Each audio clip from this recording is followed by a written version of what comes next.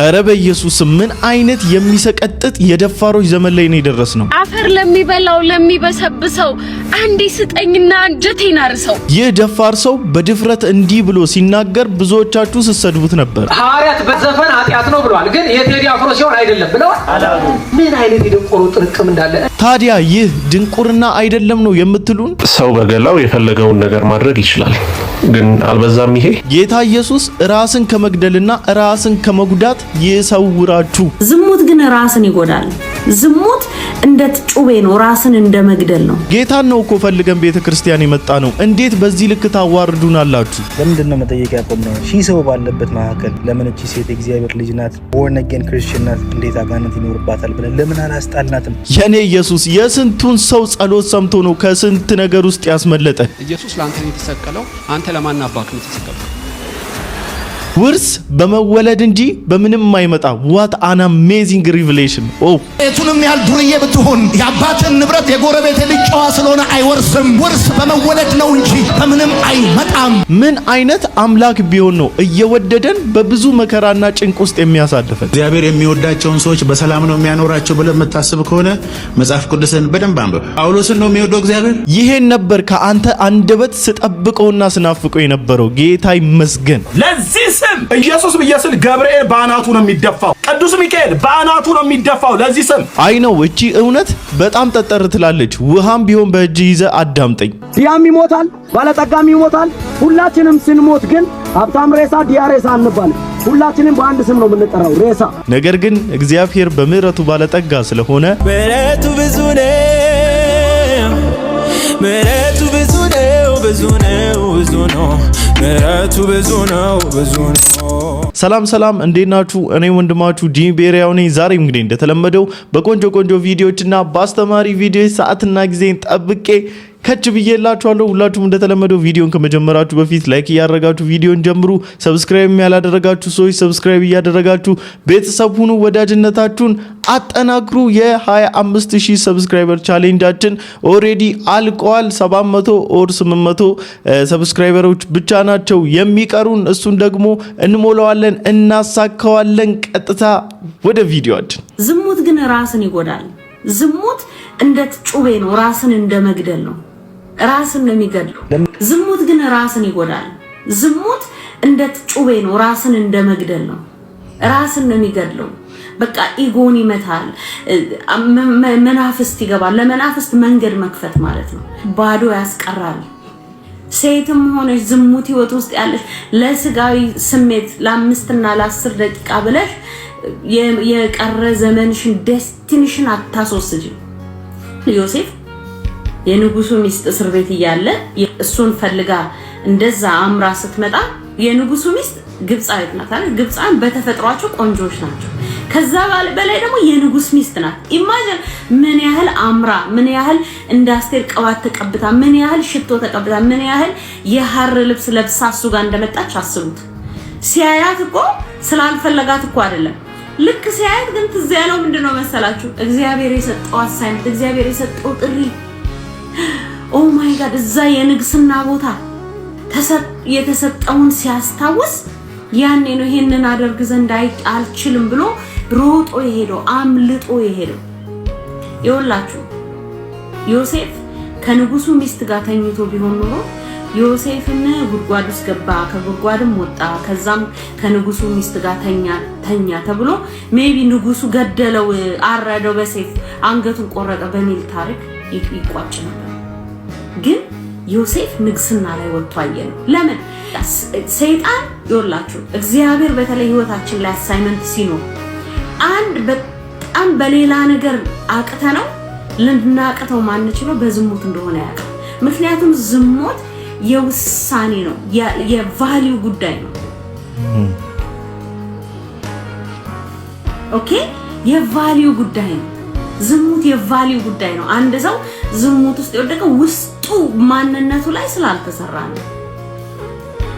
ኦኬ፣ ውስጥ ያለ ማንነት ላይ ያለ የተበላሸ ነገር ነው እንጂ አጋጣሚ ነው ተሳስቶ ነው እንደዚህ እኮ ስለሆነ ነው እኔ እኮ ቺት ያረኩት እኮ ሚስቴ እኮ ከሀገር ውጪ ስለነበረች ነው እና ፓርት ታይም ገርል ፍሬንድ ያዝ ብለዋል እግዚአብሔር ቃል። እግዚአብሔር እንደዚህ አይነት የሚገጽጹ የሚያስተምሩ ትውልድን የሚያንጽ በልባቸው ውስጥ ያላቸውን እህትና ወንድሞች ስለሰጠን የኡነት በቃ ሁሌ ነው የማመሰግነው። አሁን ደግሞ ሰሞኑን ደግሞ በቃ በሶሻል ሚዲያ ላይ እንደዚህ ለወጣቶች ከኤክስፒሪየንስ ከመንፈሳዊ ህይወታቸው እያካፈሉ የሚያስተምሩ ድንቅ የሆኑ የሚገራርሙ ወጣቶች እየመጡ ነውና በጣም ነው እየተደነኩ ያለሁት። እግዚአብሔር ይመስገን።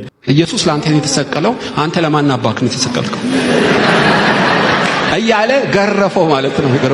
ወደ ቦሌ አካባቢ አንድ የጸሎት አዳር ላይ ነበር እና ከምሽቱ 9 ከፋቢል 10 ሰዓት ገደማ በጣም መንፈስ ቅዱስ ወርዶብን በልሳን እየጸለይን እያለ አንዷ ልሳኑ ተረጎመች። እግዚአብሔር እንዲህ ይላል አለችን በጸሎት ውስጥ። እንጦጦ ሆዴ ባሰው አንድ ጴንጤ ክርስቲያን አለ። በገመድ ሊሰቀል እንጦጦ ተራራ እየወጣ ነው። ስለዚህ ማልዱለት የሚል በልሳን የተተረጎመ ልሳን መገለጥ መጣ ማለት ነው። እኛ አናቀው እና መጸለይ ጀመርን። ሁላችን ወደ እንጦጦ እጃችን ዘረጋን። ወንድማችንን ልትሰቅለው ገመድ ያቀበልክ እግዚአብሔር እንደሌለ ራሱን እንዲያጠፋ ያንደረደርክ በኢየሱስ ስም አሰር እያልን እስኪ ነጋ ድረስ ተፋለም። አታምኑ? ራሱ ሊሰቅል ገመድ ይዞ የሄደው ወደ እንጦጦ ተራራ እብድ ከእንጦጦ ተራራ ወደ አዲስ አበባ ሲመጣ ተገናኙ። እኛ እየጸለይን ነው። ያ እብዱ ጩቤ ያወጣና ሮጣለሁ ብትል አንጀትን ነው ዘረግፈው እኔ የምለውን በላለው። ክርስቲያኑ ነው እንደሚይዘው እብዱ። እሺ አትውጋኝ፣ አትግደለኝ፣ የፈለግከውን አድርገኛለሁ። ይሄንን ዛፍ በሁለት እጅ ቀፋለው። አሳቀፈው ማለት ነው። ክርስቲያኑ ዛፉን እንዳቀፈ በልጥ አምጥቶ አሰረው፣ ጠመጠመው በገመድ። ከዛ አርጩሜ አምጥቶ ኢየሱስ ላንተ የተሰቀለው አንተ ለማን አባክ ነው የተሰቀልከው እያለ ገረፈው ማለት ነው። ገረፈው። ሁለተኛ አልሰቀልም በል እያለ አስምሎ ከገረፈው በኋላ ፈታው እና ተፈቶ እኛ የምንጸልይበት ቦታ መጣ እና አሳየን ሰንበሩን ምን ሊያደርግ እንደነበረ ማን እንዳዳነው አየ። እብዱን ያገናኘህ እንዳትሰቀልም ጣልቃ የገባ ማን ይመስልሃል? በአንተ ፊት የሚማልዱ ሰዎች ነበሩ። በዚህ ጉባኤ እርግጠኛ ነኝ ከጭንቀት ብዛት ተስፋ ለቆረጠ ሰው በሌላ ቦታ የሚማልዱ ያስነሳለት ሰው እዚህ ቤት አለ። በኢየሱስ ስም ሚገርም ቴስቲሞኒ ነው። እግዚአብሔር ይመስገን። የኢየሱስ ክርስቶስ ስራ እኮ ድንቅ ነው። የእውነት እንዲህ ነው ብላችሁ እንኳን ልታብራሩት አትችሉም። በዚህ ስትሉት በዚያ ነው። በቃ በጣም አንኤክስፔክትድ አንኢማጂነብል የሆነ ድንቅ ስራ ነው። ድንቅ ነገር ነው እግዚአብሔር የሚያደርገውና ስሙ ይባረክ። የእውነት አንተ የቱንም ያህል ዱርዬ ብትሆን የአባትን ንብረት የጎረቤት ልጅ ጨዋ ስለሆነ አይወርስም። ውርስ በመወለድ ነው እንጂ በተስፋ ቃል ነው እንጂ በምንም አይመጣም። ርስትን መውረስ በሕግ ቢሆን ኖሮ በተስፋው ቃል ባልተገኘ ነበረ። የዘላለም ሕይወትን መውረስ መንግሥተ ሰማያት መግባት በላብ አይደለም ብራዘር፣ በኑዛዜ ነው። የተናዘዘው ደግሞ ቃሉን ሰጥቶ በመስቀል ላይ ሞቷል። በእኔ የሚያምን አለ ዘላለም ሕይወት እንዲኖረው እንጂ እንዳይጠፋ በእርሱ የሚያምን አንድያ ልጁን እስኪሰጥ ድረስ ዓለሙን እንዲሁ ወዷል። እኔ አለ ጌታ እውነት ሕይወት መንገድ ነኝ። ለዚህ አገልጋይ የምመኝለትና የምናፍቀው ልክ እንደዚህ የትውልድን ልብ የሚያበረታ ወደ ክርስቶስ ፊታችንን እንድንመልስ የሚያደርገን ቆንጆ የሆኑ ስብከቶችን፣ ህይወትን የሚያበዙ ህይወትን የሚሰጡ ስብከቶችን እንደዚህ በቦልድነስ እየተናገረ በሪቪሌሽን በመገለጥ በዊዝደም እያወራ የሚያገለግል አገልጋይ ሆኖ የእውነት ዘመኑ እንዲያልቅ ብቻ ነው ትልቁ ምኞቴ። ጸድቀሃል ሲል አዎ ይላሉ ወንጌል የሚያምኑ ሰዎች እና በድፍረታችን ይደነቃሉ። ማለት አንተ አሁን ጸድቀሃል?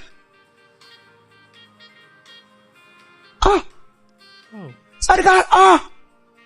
አላውቅህም። አንተ ታውቀኛለህ? ታውቀኛለህ? እና አንተ ነው የጸደቅከው? በምን ሂሳብ ሲባል ምን ይጎለኛል አይባልም። በምን ሂሳብ በመስቀሉ ሂሳብ ዋው በመስቀሉ ሂሳብ ጸድቀናል። በቃ ብቸኛው እኮ ምንኮራበት እምንመጻደቅበት የእውነቴን ኮንፊደንስ የሆነኝ ነገር አንድና አንድ በዚህ ምድር ላይ ቢኖር በኢየሱስ ክርስቶስ የበዛልኝ ህይወት ነው። በኢየሱስ ክርስቶስ ከጨለማ ወደሚደነቅ ብርሃን ያመለጥኩበት ህይወት እኮ ነው። ያ የተከፈለልኝ ዋጋ ነው ትልቁ ኮንፊደንሴ በዚህ ምድር ላይ ለመኖሬ። ትላንትን አልፌ ምሽቱ ደግሞ ነግቶ ዛሬን የማየቴ ምክንያት የበዛልኝ ጸጋ፣ የበዛልኝ የምህረት ብዛት፣ የተደረገልኝ ቸርነት ከዛ የተነሳ ነው። ከኔ የተነሳ አንዳች የሆነ ነገር የለም። ከኔ የተነሳ አንዳች የተደረገ ነገር የለም። ሁሉ ነገር በሱ ነው የሆነው። ሁሉ ነገር በእርሱ ነው የተፈጸመው። ክብር ለስሙ ይሁንለት። ዛሬም ከፍ ይበልልን፣ ነገም ከፍ ይበልልን። ሕያው ነውና ለዘላለም ከፍ ያለ ነው እሱ። ለምንድን ነው መጠየቅ ያቆምነው? ጌታ ኢየሱስን ከምታምን መንፈስ ቅዱስ በውስጧ ካደረ የእግዚአብሔር ቤተ መቅደስ ከሆነች ሴት ላይ አጋንንት አለብሽ ተብላ ጭቅላቷን ይዘው እየጮሁባት ሺህ ሰው ባለበት መካከል ከቸርች ሲያስወጧት ስናይ ለምን መጠየቅ አቆምን? ለምን እቺ ሴት የእግዚአብሔር ልጅ ናት፣ በክርስቶስ የምታምን ቦርን አጌን ክርስቲያን ናት፣ እንዴት አጋንንት ይኖርባታል ብለን ለምን አላስጣልናትም? ሺህ ሰው መሃል ስትዋረድ ስናይ ለምን? አንድ ሽማግሌ የእግዚአብሔርን ፊት ፈልጎ ቸርች መጥቶ አንድ ሰው አስቆሞት ሚስቴ የታለች ሲለው ሚስቴ ቤት ናት ሲል ሚስት ናት ሚስቶች ነው ያሉ ብሎ በማይክ ህዝብ ፊት ሲያዋርደው ሰውየው ነው በፍጹም እኔ ከሚስቴና ከልጆቼ ውጪ ማንንም አላቅም ብሎ ሚስት ይሄንን አይታ ስትጎዳ ስናይ ለምን አንጠይቅም? ጳውሎስ በልሳን ስትናገሩ መተርጎም አለበት፣ አለበለዚያ የማያውቁ ሰዎች በጉባኤያችሁ ቢገቡ እብዶች ይሏችኋል፣ ታሰናክሏቸዋላችሁ እያለ እኛ ግን በማይክ እንደፈለግን ልሳንን ስንደልቅ ለምን አንጠይቅም? ለምን አንጠይቅም? ታውቃለህ፣ ሰዎች በመድረክ ፊት ተደርድረው እፍ ሲባልባቸው ሲወድቁ ምን እየሆነ ነው ብለን ለምን መጠየቅ አቆምን? ለምንድን ነው የምንወድቀው? ለምንድን ነው ሰው ወድቆ ሲነሳ ምን ይሆንበታል? አየህ፣ እነዚህን ከጠየቅን በመንፈስ ቅዱስ ስራ አታምኑም እንባላለን፣ ግን እናምናለን። በመንፈስ ቅዱስ ስራ እናምናለን፣ በመንፈስ ቅዱስ አገልግሎት እናምናለን። ግን ይሄ ከመንፈስ ቅዱስ እንዳልሆነ ልባችን ያውቃል፣ ግን እንፈራለን፣ አንጠይቅም። የምናደርጋቸው ብዙ ነገሮች መጽሐፍ ቅዱሳዊ አይደሉም። አየህ፣ ሰው በኃጢአት ተገኘ ተብሎ ሰው ሁሉ በድንጋይ ሲወግሮ ስናይ ለምንድን ነው ማንሸፍናቸው? ወጋሪውም ኃጢአተኛ አይደል ወይ? መምከር ነው፣ ቅጣት ነው መጽሐፍ ቅዱሳዊ። ብዙዎች በቤተክርስቲያን ምክንያት ሲሰበሩ ስናይ ለምን አንጠይቅም? ክርስቶስ በመስቀል ላይ ተፈጸመ ሲል እነዚህንም ሰዎች እንደሚያጠቃልል እያወቅን እነሱ በሰሩት ሳይሆን ክርስቶስ ባደረገው እንደምንጸድቅ እያወቅን ለምን ዲፌንድ አላደረግናቸው? ለምን አንጠይቅም? ምንም ባይመስለንም ባይገርመንም ለምንድን ነው ከመድረኩ ፊት ለፊት ያለው የአገልጋዮቹ ወንበር ሶፋ ሆኖ የሰጪው ምዕመን ወንበር ፕላስቲክ የሆነው? አይገርመንም፣ ችግር የለውም ፕላስቲክም ቢሆን። ግን ለምን አንጠይቅም? ሰዎች አስራት ካልከፈላችሁ ባንክ ያለው ብራችሁ በሙሉ ይጠፋባችኋል፣ አትባረኩም ሲባሉ፣ ገንዘብ ካልሰጣችሁኝ አትባረኩም ሲባሉ ለምን አንጠይቅም? አስራት በአዲስ ኪዳን አለ እንዴ? አስራት በብሉይ ኪዳን ጊዜ እግዚአብሔር ናሽናል ኮቨነንት ለእስራኤል በነበረው ጊዜ ብቻ አልነበር ወይ? ሌዊ ስለማይሰራ 11 ነገድ እየሰራ 10% ለሌዊ ይስጥ የተባለው ለየትኛው ሌዋዊ ነው አሁን የምንሰጠው? አሁን ስጡ የተባልነው በልግስና አይደል ወይ? ለምን አንጠይቅም? ስለምን ዝም እንላለን ነው። እኔ ለዚህ ነው በሶሻል ሚዲያ ላይ ያለኝን ኢንተራክሽን በጣም የምወድበት ትልቁ ምክንያትና ያሉትን ፕላትፎርሞች በቦልድነስ ስጠቀም በጣም ደስ የሚለኝ ምክንያት ከዚህ የተነሳ ነው። ጠያቂ መሆን አለብን ነው። ከየት ነው የመጣው? እኛ ወንጌል አማኞች ነን። ወንጌል አማኞች ከዚህ ያፈነገጠ ነገር አናምንም አንቀበልም ማለት ነው። ገብቷችኋል አይደለ? ወንጌል አማኝ ከዛ ውጪ አናምንም ማለታችን ነውና አብዛኞቻችን የሚደረግብንን ነገር ከፍራቻና ምን እንባላለን ከሚል ይሉንታ የተነሳ ከመጠየቅ ዝም ብለን መጠቅጠቅም መርጠናል። ዛሬ ላይ እኮ በሶሻል ሚዲያ እየወጡ የሚጠይቁ ልክ እንደኔ አይነቶቹ ምን ይባላሉ? እናንተ መንፈሳዊዎች አይደላችሁም፣ የአገልጋዮች ተቃዋሚ ናችሁ፣ የክርስቶስ ጠላት ናችሁ፣ መንፈሳዊነት አልገባችሁም፣ ምናምን ይሄን አትቀበሉም፣ ያን አትቀበሉም፣ የጸጋ ስጦታ አትቀበሉም ምናምን እንባላለን። ስለማንቀበል አይደለም፣ መጽሐፍ ቅዱስ ውስጥ ስላላየን ነው። ካላየን ደግሞ የመቀበል ግዴታ የለብንም። እናንተ በስሜት ተነሳስታችሁና በስሜት ተመርታችሁ የምታደርጉትን ነገር ሁሉ ከናንተ ተቀብለን መሬት አውርደን ከናንተ ጋር ተመሳስለን መኖር አንችልም። መጽሐፍ ቅዱስ አይፈቅድልንም። ሐዋርያት በዲስቅልያ ዘፈን ኃጢአት ነው ብለዋል፣ ግን የቴዲ አፍሮ ሲሆን አይደለም ብለዋል። ንገረኝ አላሉ። ምን አይነት የደቆሩ ጥርቅም እንዳለ እኔ ሌላውን አይደለም ደቆሩ ብለው አንተ ነው አንቺ ነው ሐዋርያት በዲድስቅልያ መጽሐፍ በ27ኛው አንቀጽ ኢመፍቱ ይሁን ክርስቲያን ሀበቤተ ተውኔት ወዘፈን ክርስቲያን ዘፈን እንኳን ዘፈን መዝፈንና ማዳመጥ የሚዘፈንበት ተውኔት ያለበት ቤት ክርስቲያን ቢሄድ ኃጢአት ነው። የቴዲ አፍሮን የዘፈን አልበም በማስመልከት በጣም ብዙዎቻቸው የተለያየ ሐሳብ፣ ትችት እንዲሁም ደግሞ አድናቆትን እየቸሩት ይገኛሉ። በነገራችን ላይ አይቼ ሶሻል ሚዲያ ላይ እንዲህ በዚህ ልክ መነውለል ይቻላል እንዴ? እንዲህ በዚህ ልክ ጨለል መሆን ይቻላል እንዴ? አይምሮ መሳት ይቻላል እንዴና አዘ ሴም ታይም አንዳንድ የመጡትን ቢቶች ልክ እንደሆኑ እንዳስብ አድርጎኛልና እስቲ ቪዲዮን ላሳያችሁ። ሰው በገላው የፈለገውን ነገር ማድረግ ይችላል፣ ግን አልበዛም ይሄ? ቴዲ አፍሮ ራሱ ቢያየው በዚህ የሚደሰት አይመስለኝም። እና አንዳንዴ አድናቆታችን በጣም መስመር ያልፋል። እንግዲህ እንደምታዩት ኢትዮሪካ ይላል ከላይ ያለው ትልቁ ጽሁፍ፣ ከታች ያሉት ደግሞ አይ ቲንክ የአልበም ውስጥ ያሉ የዘፈኖቹ የመጀመሪያ ርዕሳቸው ነው ብዬ አስባለሁኝና እንደዚህ እግሩ ላይ ተነቅሶ ይለቀቃል ተብሎ እስከተጻፈው ሰዓት ድረስ ሳይቀር ተነቅሶ በዚህ ልክ እንግዲህ በመነውለል ላይ ይገኛሉና ለዚህ ትውልድ ወንጌል አያስፈልገውም ወይ? ለዚህ ትውልድ መድረስ አይገባንም ወይ? ይሉንታችንን ፍራቻችንን ወደ ጎን ትተን ልንደርስላቸው፣ ስለነሱ ልንማልድ፣ ልንናገር፣ ልናስተምር አይገባንም ወይ? ይህ ወሳኝ ነገር ነው። ኬርለስ ልትሆኑበት አይገባም። ይቺታችን እንግዲህ ብዙዎችን እያስቆጣችና ግራ እያጋባች ትገኛለች። ምንድነው የተፈጠረው?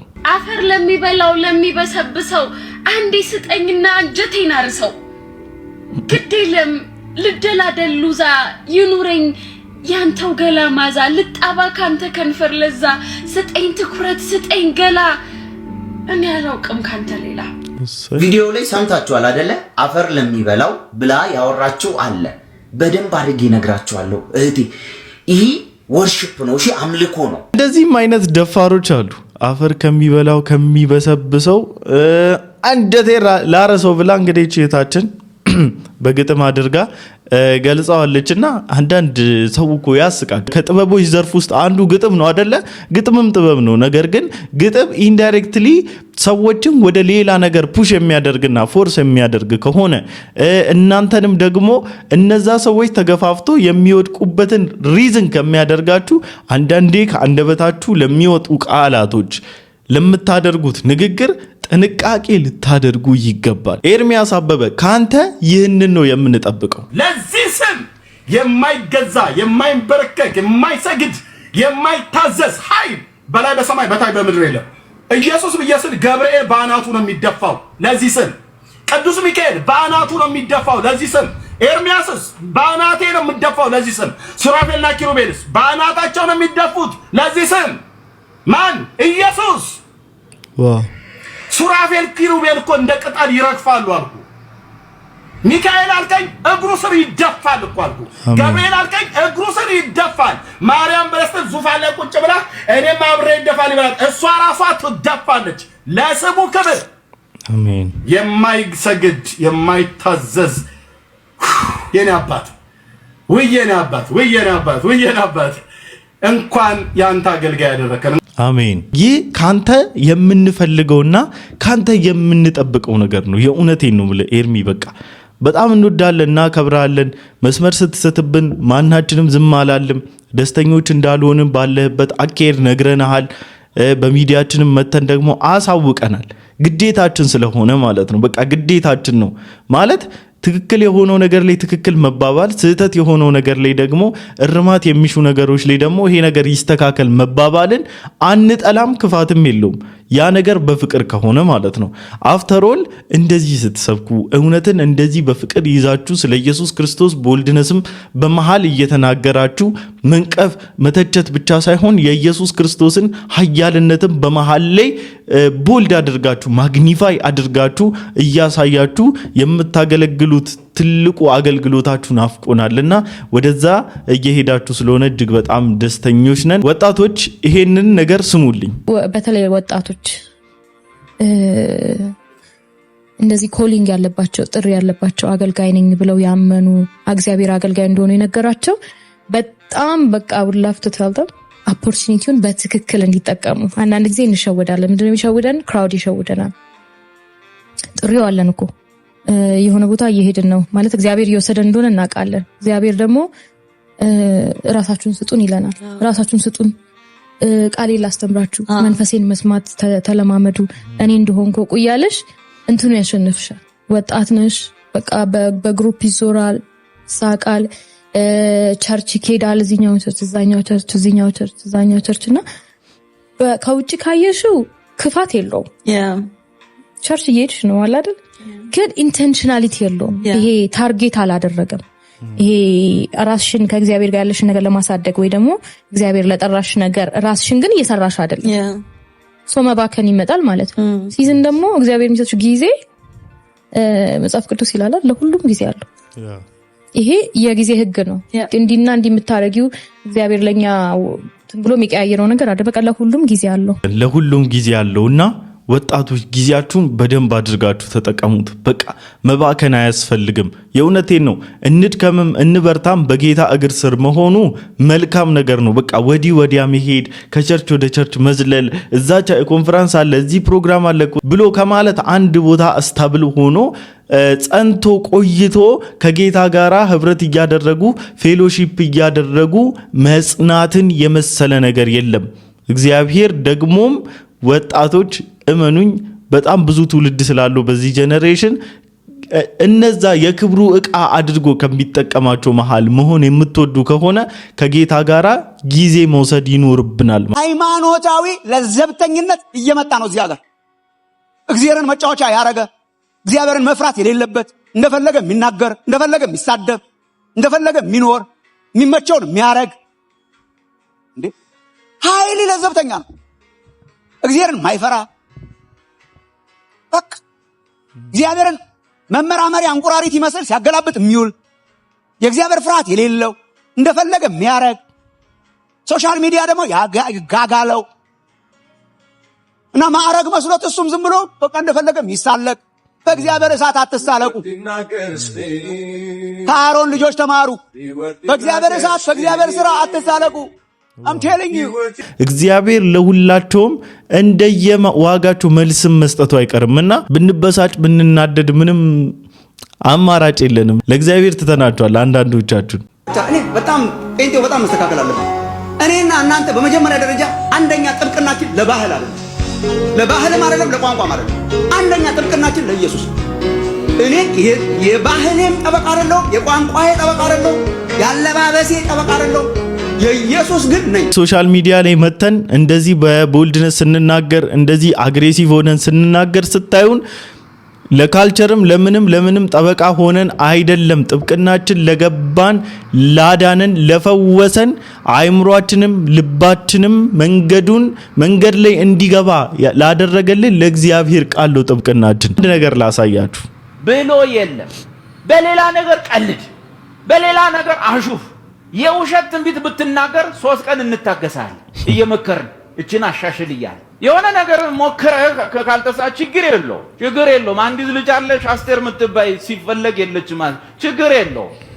አስቴር ሌላ ቀን ስለምትመጣ ቀኑ ተሳስቶብህ ሊሆን ይችላል። ችግር የለውም፣ እንታገሳለን። እሷም ትንሽ ቀን ነው የምንታገስ። ወገኖቼ እግዚአብሔር ልጁን ሲጮህ ዝም ባለው ቦታ ላይ ለምን ተውከኝ ብሎ ሲጮህ አባቱ ለገዛ ልጁ ባራራበት ጉዳይ ላይ ካንተ ጋር ቀልድ ቤት አንገባ፣ ካንተ ጋር ጨዋታ ተረት ፓስተር ወንጌላ 100,000 ደጋፊ ምናምን የፈለከውን ሲኒየር ጁኒየር ሆን ድርድር አንሰማ። የቀረበው መስዋዕት አንተ ያቀረብከው አይደለም። yes አንተና ወንጌላዊ እንትና ለሁለት ሆናችሁ ምሰሩት መስዋዕት አይደለም።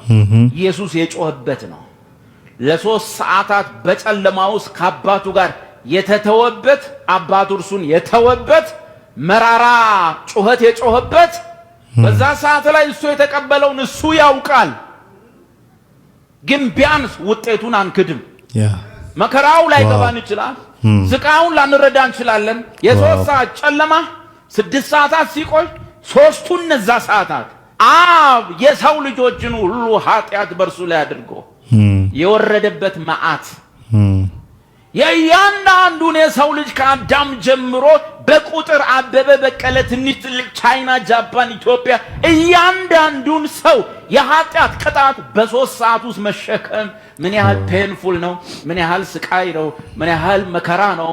አብና ወልድ ያውቀዋል፣ አባትና ልጁ ያውቀዋል። እነሆይ ኢየሱስ ፍርዱን ሁሉ ወስዷል፣ ጨርሷል፣ ጠጥቶታል፣ ተፈጸመ ብሏል። ምን ሁሉ እንደተፈጸመ አውቆ ይሄን ነው የምንለው። እንግዲህ በቃ በጣም ብዙ ሹፈት ውስጥ፣ በጣም ብዙ ቀልድ ውስጥ፣ በጣም ብዙ ማላገጥ ውስጥ ልትገቡ ትችላላችሁ።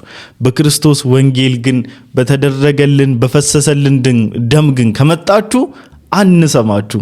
እኔ ከኢየሱስ እኮ በጣም የሚገርመኝ አንድ ነገር ነው። አያችሁ እኛ እኮ ሰዎች ነን አይደል? ሁላችንንም እኩል ያደረገበት መንገድ አንድ ልንገራችሁ። ዲያም ይሞታል፣ ባለጠጋም ይሞታል፣ ምንም ገንዘብ የሌለውም አባል የሚሰራውም ይሞታል። ሁላችንም ስንሞት ግን ሀብታም ሬሳ ዲያ ሬሳ አንባልም። ሁላችንም በአንድ ስም ነው የምንጠራው፣ ሬሳ አለቀ። ሀብታምም ሬሳ ዲያም ሬሳ ነው የሚባለው። ሀብታም ሬሳ ነው፣ ያለ ሬሳ ነው፣ በእኛ ሬሳ ነው፣ ጥሩ ቤት የገነባ ሬሳ ነው አንባልም። ስለዚህ በምንኖረው ህይወት ላይ ኢየሱስን እናስደስት፣ የሱን መንገድ እንከተል። በክርስቶስ በኢየሱስ የዘላለምን ህይወት እናገኛለን። ኢየሱስ ሊያሳርፈን ይመጣል። አሜን። በድንገት ክርስቶስ ደስ ይላል። በጌታ በኢየሱስ ወዳችኋለሁ። ስለሰማችሁኝ ዘመናችሁ ይባረክ። አሜን። እግዚአብሔር ህይወታችሁን ይባርክ። ተባረኩልኝ። በጣም ነው የምወዳችሁ። አንተም ተባረክ በጌታ በኢየሱስ። ምን አይነት ቦልድነስ ነው! ምን አይነት አንደበተ ርቱዕነት ነው! ሁሉም በክብር ስሙ አይደለም የሚጠራው ሲሞት አለ እኮ። በቃ በክብር በምድር የሰጠቻችሁን ክብር ነጥቃችሁ ነው በነገራችሁ ወደ ገደል የምትከታችሁ። ቆንጅዬ ዶክተር ሬሳ አይባልም፣ ቆንጅዬ ኢንጂነር ሬሳ አይባልም። ሬሳ ሬሳ ነው የሚባለው። በቃ ቆንጅዬ ሀብታም ደሃ ሬሳ አይባልም ማለት እኮ። በጣም የሚገርም እኮ ነው። ይሄ እኮ በጣም ትልቅ ወንጌል ነው ወንድሜ። ጌታ ኢየሱስ ዘመንህን ይባርከው፣ የአገልግሎት ዘመንህን ይባርክልህ። ከዚህ በላይ ዊዝደም፣ ከዚህ በላይ ጸጋውን ያብዛልህ፣ ወደ ጸጋው ዙፋን ስር ያሳድግ። የሚወዳቸውን ሰዎች በሰላም ነው የሚያኖራቸው ብለህ የምታስብ ከሆነ መጽሐፍ ቅዱስን በደንብ አንብብ። ጳውሎስን ነው የሚወደው እግዚአብሔር?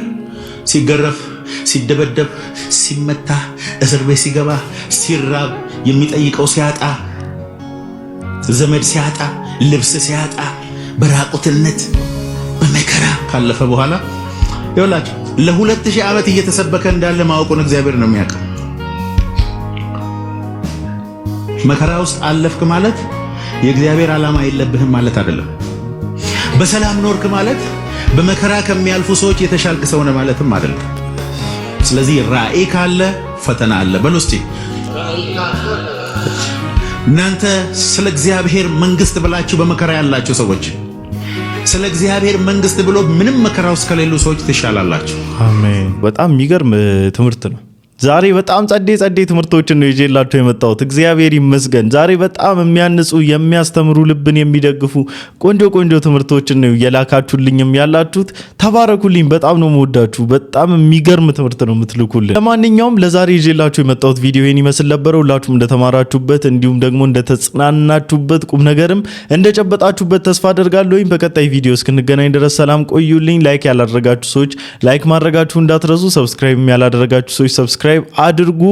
ቤተሰብ ሁኑ። ወዳችኋለሁ። ይመቻችሁ።